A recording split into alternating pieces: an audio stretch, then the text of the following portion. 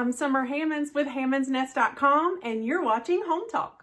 Alrighty, well, for tonight's episode, it's a repurpose project. I've got these 6 tin cans that I'm going to paint. So I'm opting to use white chalk paint. If you watch me over on Hammond's Nest or you followed me here on Hometalk, you know I like my chalk paint, but you could spray paint for this step if you wanted to.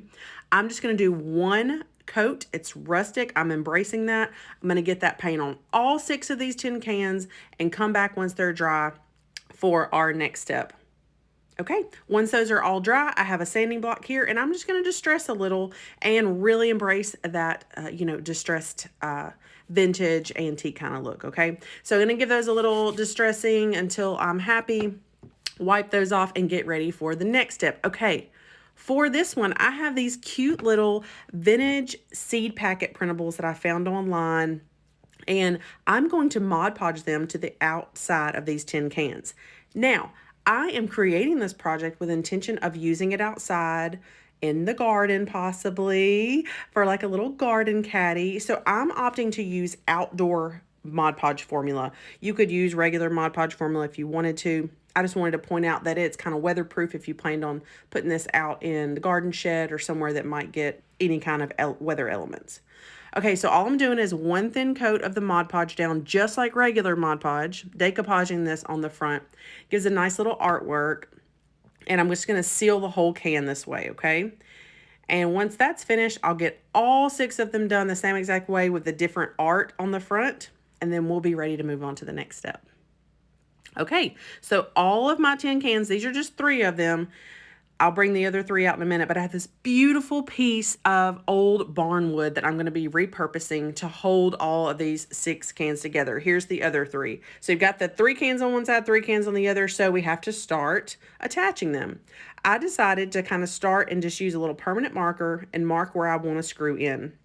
I also opted to go ahead and you'll see this green block that I'm going to pull out is my drill block. That's when I'm drilling pilot holes into anything, meaning that I want to drill a hole first before I put the screw in just to make room for the screw to go in. So I'm just laying this down where I have my permanent marker. I just have a regular drill bit, drilling a little pilot hole there. You see the little tiny hole? And that gets ready for me to put a screw in. I'm going to do that to all of them and then come back in and I'm going to change my drill bit out. I'm going to be using some pocket hole screws for this project, and those are really nice because they go in wood without having to drill another pilot hole. So I'm going to get those attached, start with my center one, and work my way out. So this is me just going through the process, laying them out, trying to figure out where they're going to screw in, keeping that in place. I'm coming in at a little bit of an angle just because of the board I'm using. Depending on what materials you use or what size screws you use, you may not even have to angle it at all. But because of the way you're screwing down into the tin can, it will have a slight angle, but it held very nicely. It's very tight, and I'm very, very happy with how that first one went in. So we're going to keep doing the second one and the third one. And then we do the other 3 on the other side.